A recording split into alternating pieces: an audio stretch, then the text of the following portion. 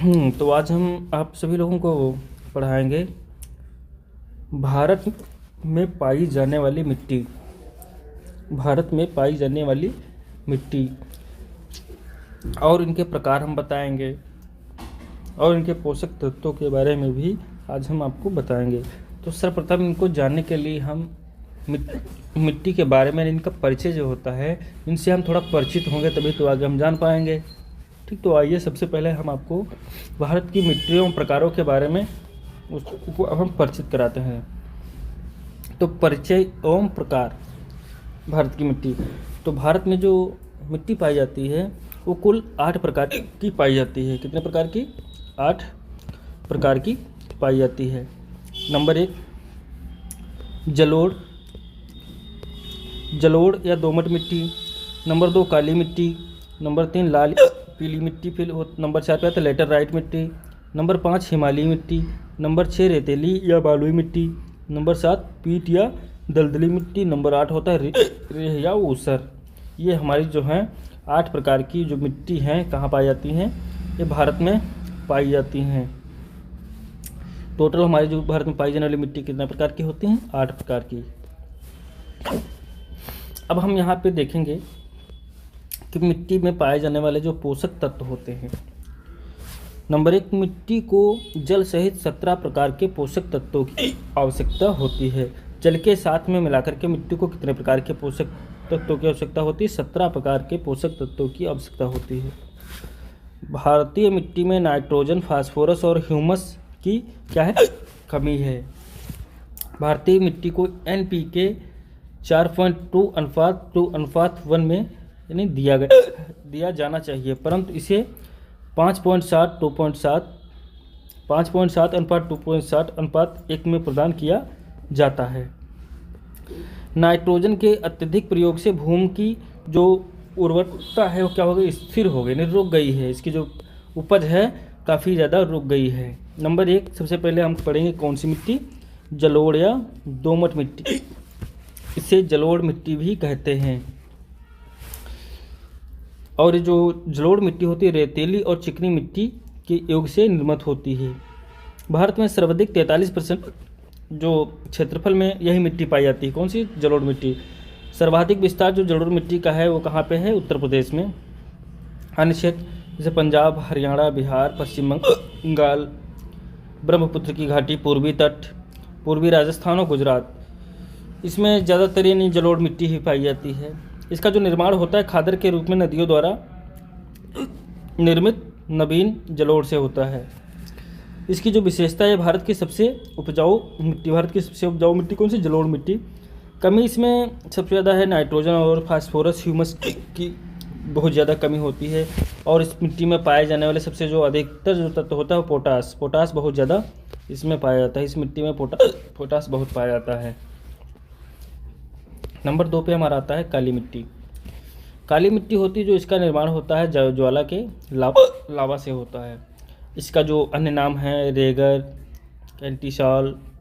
इसकी जो अधिकता है इसमें पाए जाने वाले तत्व जो होते हैं आयरन, एल्युमिनियम, चूना, पोटास। और इसमें कमियां जो पाई जाती है नाइट्रोजन, फास्फोरस, ह्यूमस। और यह जो है मिट्टी है महाराष्ट्र में इस मिट्टी का सर्वाधिक विस्तार है। अन्य क्षेत्र किस क्षेत्र में पाए जाते हैं? मालवा का पठार जो होता है उसमें काली मिट्टी पाई जाती है। उत्तरी कर्नाटक में, दक्षिणी पूर्वी राजस्थान में, तमिलनाडु में, तेलंगाना में, कठियावाड़ में। इसकी जो विशेषता है ये नमी धारण करने की उच्च क्षमता, कम सिंचाई आवश्यक, सूखने पर दरारें पड़ जाती हैं, इसकी विशेषता है। और उपनाम इसका है क्या है? स्वतः जुताई वाली मिट्टी। यह मिट्टी गेहूं, कपास, मूंगफली, प्याज, आम, पान और संतरा के लिए उपजाऊ होती है। जो काली मिट्टी होती है वो गेहूं, कपास, मूंगफली, प्याज, आम, पान और संतरा के लिए सबसे ज़्यादा उपजाऊ होती है। अब यहाँ पे एक क्वेश्चन दिया गया है मेरा कि आमतौर पर किस मिट्टी को स्वतः जुताई मिट्टी कहा जाता है? स्वतः जुताई मिट्टी किसे कहा जाता है? जिसे काली कपास की मिट्टी को क्या कहते हैं? स्वतः जुताई की मिट्टी, जिसे भी हमने पढ़ा है काली मिट्टी। फिर लाल या पीली मिट्टी, यानी लाल या पीली मिट्टी के बारे में पढ़ेंगे क्या होती है लाल और पीली मिट्टी। इसका जो स्थान है कहाँ पे, यानी उच्च वर्षा और औसत तापमान वाले क्षेत्र जहाँ आग्नेय चट्टानें उपस्थित होती है, जहाँ पे चट्टानें पाई वहाँ पे लाल या पीली मिट्टी होती है। इसका रंग का कारण, इसका रंग क्यों होता है, इसमें आयरन ऑक्साइड की जो होती है अधिकता, ऑक्साइड की अधिकता यानी लाल रंग का होता है, और जल के संपर्क में आने से ये जो मिट्टी है पीली दिखाई देती है। कमी इसमें जैसे नाइट्रोजन की इसमें बहुत ज़्यादा कमी है। किसकी? नाइट्रोजन की इसमें ज़्यादा, सबसे ज़्यादा कमी होती है। नाइट्रोजन, फास्फोरस, नाइट्रोजन हुआ, फास्फोरस हुआ, ह्यूमस। इसका जो सर्वाधिक, इस मिट्टी का जो सर्वाधिक जो विस्तार होता कहाँ पे होता है? तमिलनाडु में। इसका जो सर्वाधिक विस्तार कहाँ पे है? तमिलनाडु में। अन्य क्षेत्र जैसे होते कर्नाटक हुआ, आंध्र प्रदेश हुआ, उड़ीसा हुआ, झारखंड, और सबसे लास्ट में इसका जो आता है क्या कहते हैं? बुंदेलखंड। इस फसल में उपजाऊ सबसे ज़्यादा क्या होता है? तंबाकू और कपास इस मिट्टी में सबसे ज़्यादा उपजाऊ होती है। फिर नंबर इसके 3 पे आता है कौन सा? लेटरराइट। नंबर 3 पे कौन सा आता है? लेटरराइट। कौन सी मिट्टी? लेटरराइट मिट्टी।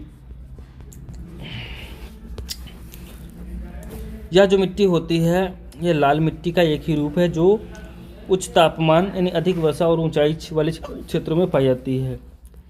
इसमें आयरन और ऑक्साइड की, एल्युमिनियम की अधिकता होती है। नाइट्रोजन और फास्फोरस, ह्यूमस की इसमें क्या होती है? कमी होती है। यह मिट्टी बागानी फसलों के लिए उपजाऊ मानी जाती है। यह जो मिट्टी होती है सबसे ज़्यादा काजू की खेती के लिए सर्वश्रेष्ठ है। और इसका जो सर्वाधिक विस्तार है वो कहाँ पे है? केरल में। केरल में इसका सर्वाधिक विस्तार है। इसके अन्य क्षेत्र है नीलगिरी पर्वत और मेघालय। नंबर 5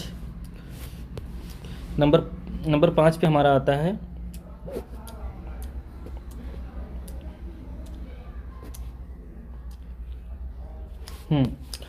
हिमालयी मिट्टी या पर्वतीय मिट्टी। इस मिट्टी में नाइट्रोजन पर्याप्त मात्रा में पाई जाती है। इसमें पोटास की कमी होती है। यह सबसे ज़्यादा जो होती है जम्मू कश्मीर में इसका सर्वाधिक विस्तार है। और मृदा अपरदन के कारण इस मिट्टी की प्रमुख समस्या है। कौन सी? जम्मू कश्मीर एवं हिमाचल प्रदेश में सेब तथा असम में चाय की खेती इसी मिट्टी पर की जाती है। हाँ, तो अब हम देखते हैं बालुई या रेतीली मिट्टी। बालुई मिट्टी किसे कहते हैं? नंबर 1, यह जो है सबसे कम उपजाऊ की मिट्टी होती है। बालुई जो जिसमें रेत होता है उस कम उपजाऊ की मिट्टी होती है। इसमें नाइट्रोजन और ह्यूमस का जो क्या होता है? पूरा अभाव होता है। यह राजस्थान में इसका सर्वाधिक विस्तार है। अन्य क्षेत्र जैसे दक्षिणी पंजाब, उत्तरी गुजरात में। और इसमें क्या होता है? खेजड़ी के वृक्ष लगाकर तथा दलहन की खेती करके इसका उपचार किया जा सकता है। फिर इसके बाद में आता है हमारा पीट या दलदली मिट्टी 7 नंबर पे। यह मिट्टी जो होती है ह्यूमस से क्या होती है? भरपूर होती है, परंतु अत्यधिक आर्द्रता के कारण सभी फसलों के लिए उपयुक्त नहीं होती है। जैसे होता है मैंग्रोव वनस्पति इस क्षेत्र में पाई जाती है।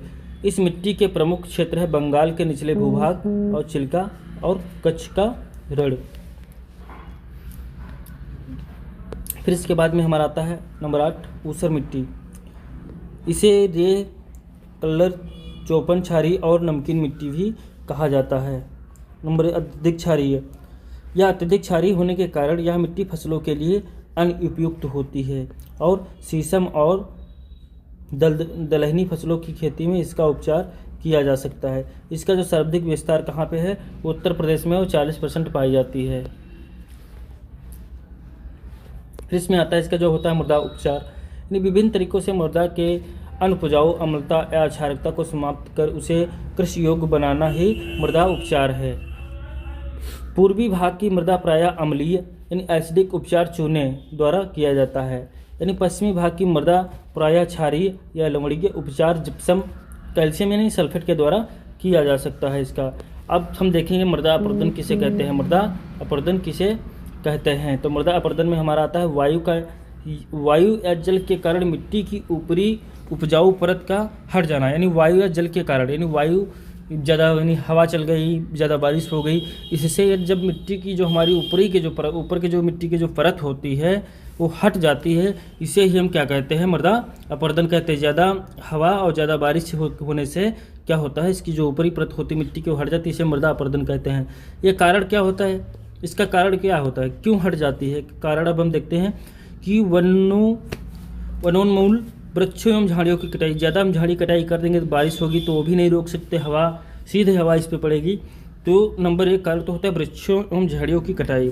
नंबर 2, भारी वर्षा और बाढ़ के कारण ऊपर की मिट्टी हट जाती है। तेज हवाएं से ऊपर की भी मिट्टी हट जाती हैं। अवैज्ञानिक कृषि पद्धतियाँ जैसे ढलानों पर आड़ी तिरछी जुताई करने से ये होता है। फिर और अतिचरण, यानी इसके जो रोकथाम के उपचार हमारे बताए गए हैं इस मिट्टी के, यानी ये जो मृदा अपरदन ना हो इसके कुछ हमारे रोकथाम यानी उपचार वगैरह जो हैं वो बताए गए। नंबर 1 हमारा जो रोकथाम होता है, नंबर 1 पे आता है वृक्षारोपण और वनीकरण। हमें सबसे ज़्यादा क्या करना चाहिए? नंबर 1 पे वृक्षों का क्या करना चाहिए? रोपण करना चाहिए, वृक्षों का रोपण करना चाहिए। नंबर 2 चेक डैम, नंबर 2 पे क्या आता है? चेक डैम यानी छोटे बांध बनाना चाहिए। सीढ़ीदार खेती यानी ट्रैक्स फार्मिंग करनी चाहिए। पट्टीदार खेती यानी स्ट्रिप फार्मिंग करनी चाहिए, इन जुताई जो होती है। और समोच्च जुताई यानी कॉन्टोर प्लॉगिंग, यानी और वनस्पति आवरण बनाए रखना चाहिए। यहाँ पे मेन चीज़ ये होता है कि वृक्षों की कटाई ना करें, सीधी जुताई, सीढ़ीदार जुताई के तिरछी जुताई ना करें, यानी सीधी जुताई करना चाहिए। इससे जो है हमारी जो मृदा अपरदन की समस्या है वो धीरे धीरे हमारी जो है ख़त्म हो सकती है।